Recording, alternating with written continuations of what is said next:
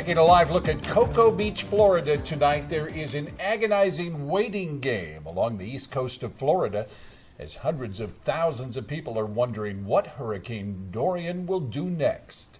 Good evening, I'm David Walker. And I'm Stephanie Domerat. Thanks for joining us tonight. The questions people are asking is still, will it stay offshore and will it veer dangerously close to the Florida coastline? Sinclair correspondent Brad Bell is in Stuart, Florida tonight with those praying the storm won't claim their homes, their town, and their beach. Well, this is what the scene is now on Stuart Beach here in Florida. We know that Hurricane Dorian is still just about 100 miles away, but ahead of the storm, waves offshore are being driven to heights of 20 feet and more, and we see them come crashing in right now. We're already experiencing tropical storm force gusts. The hope here is it just doesn't get any worse. With almost everyone in the Stuart area already prepared for the storm, their houses and stores boarded up, supplies gathered, there is an eagerness now to experience Dorian's approach. The Stuart Beach, a gathering place, the pounding and growing surf, a spectacle to see. This is awesome to see, but you don't want to be here when it gets nasty. How's your place, your house, you all right? Oh, we're all bunkered down right now. Got a generator and plenty of food and water, so we're ready. Manny Navarro says he too has done all he can to prepare. He came to the beach today seeking comfort for his family. We haven't slept in the last 3 nights straight through the night. It's been pretty, just wake up, watch the news, see what's going, where it's going. So it's been pretty frightening. Conditions are deteriorating. Sheriff's deputies now blocking the causeway to Hutchinson Island. No more sightseers. We're allowing residents, if you have a reason to be there, to check on a house or check on a boat or something legitimate. Waves of blinding heavy rain are already sweeping the region, and that surf is building. Watch as it pounds the rocks at this beach. Beach erosion already claiming the driveway to this home and undermining this one. Stuart resident Chris Boberg speaking for everyone here. I hope it heads north. Simple as that. Now, one impact that people are already talking about here is that this is prime sea turtle nesting ground, and these waves are coming up and ruining those nests. Right here I see 1, 2, 3 sea turtle eggs. Those turtles will never hatch. In Stuart, Florida, Brad Bell reporting. Chief Meteorologist Travis Knudsen has been following Dorian's trek all across the Atlantic. He joins us now with a look at how long the hurricane will impact the eastern seaboard. Travis? Well, Dorian is a very slow-moving hurricane. It's gradually moving its way to the northwest. In the last 48 hours or so, it sort of stalled out just to the north of the Bahamas. Here's a high-resolution satellite picture of the center of Dorian, the eye of it, just to the north of the islands, where you can see it really struggled to move away, sort of stalling out a little bit. It still is headed towards the northwest, closer to the coast of the Florida Panhandle, and it will take a while for it to trek its way all the way up the eastern seaboard. Currently a Category 4 hurricane, and the lines you see here extending out, that silver line, that is just potential for where the eye could be. Impacts from that storm are beyond that line, so all of eastern Florida, all the way up into the Carolinas, will be dealing with this storm, and by Friday of this week, it'll finally start to roll back out into the Pacific or the Atlantic Ocean, but a slow-moving storm that we'll be talking about all week long as it continues to impact the eastern seaboard. All right, Travis, thank you. Well, volunteers from Oregon and Southwest Washington are helping provide disaster assistance in states affected by Hurricane Dorian. The Red Cross Cascades region sent volunteers to the southeast. They're setting up shelter and warehouse locations, as well as stocking the area with food, cots, blankets, and other relief supplies to help anyone affected.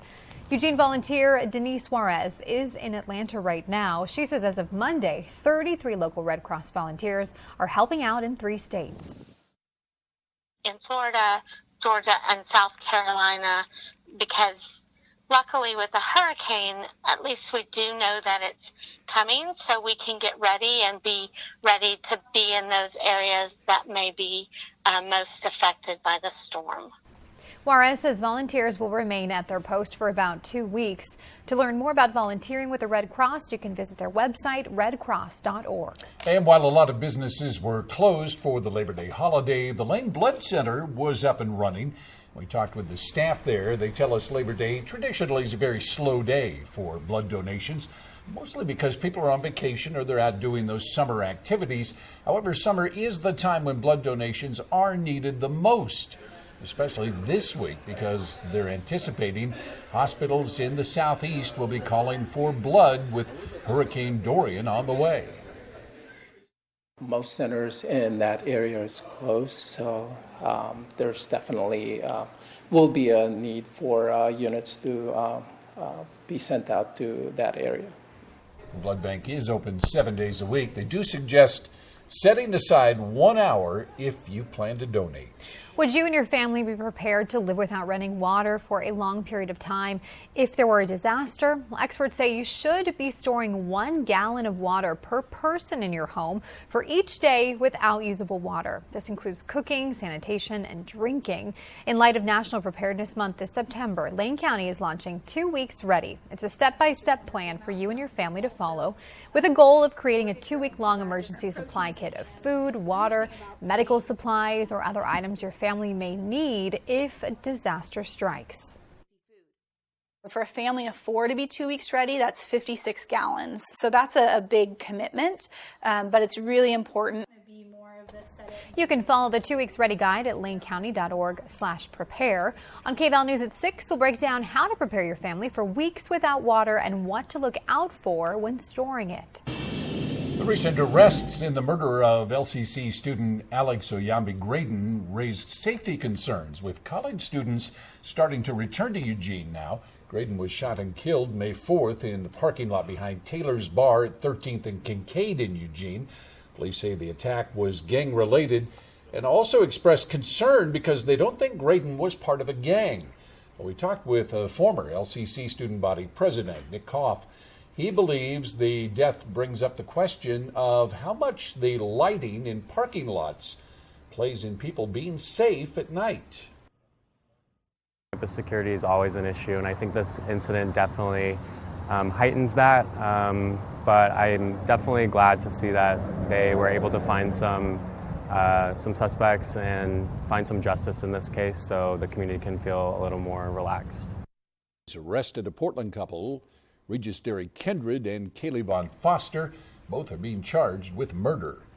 Lane County labor unions teamed up in Springfield this afternoon for a celebration of the labor movement. It was the annual Labor Day picnic sponsored by the Lane County Labor Chapter at Jack Lively Park. The day was celebrated with music, food, and awards to local labor leaders. Depending on which group you ask, Oregon has anywhere from 14 to 18% of its workforce represented by a union. A trades union representative says thanks to the strong economy, membership numbers are at an all-time high. The local I belong to, UA Local 290, plumbers and steam fitters, we're at all-time high in membership. The UA is in general, which is our international organization. We're at the highest we've ever been. I just think it's a wonderful opportunity to show solidarity with unions. On the minds of many are possible strikes looming in the Northwest, including the one that may involve 20,000 grocery workers. Labor and management are still clashing on size of wage increases that should be in the next contract. And coming up next here on Kval News at 5, while hundreds come together to begin their road to recovery, the investigation into what caused a man to open fire on residents across West Texas continues. The latest on the deadly shooting. Democrats are pushing for election security bills. I'm Angelica Alvarez in Washington, where President Trump is also asking for voter ID to be attached.